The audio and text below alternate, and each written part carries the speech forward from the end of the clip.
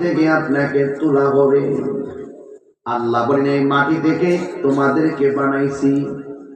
এই পৃথিবীর মধ্যে একজন মাত্র পয়গম্বর মাটি থেকে তৈরি হয়েছে। পৃথিবীর কেউ মাটির সৃষ্টি না। আজকে যারা নবীকে মাটির তৈরি বলে এরা হাকিকতের দাঁড়ে না কথা বলেন।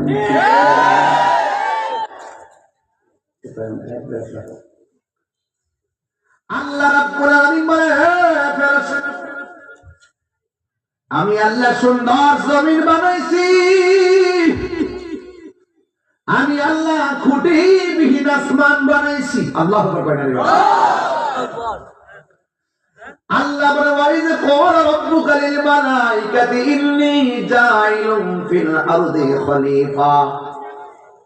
আল্লাহ বলে ফেরেশতারা রে, আমি আল্লাহ ওই জমিনের মধ্যে প্রতিনিধি প্রেরণকারী, তোমরা কি বলো?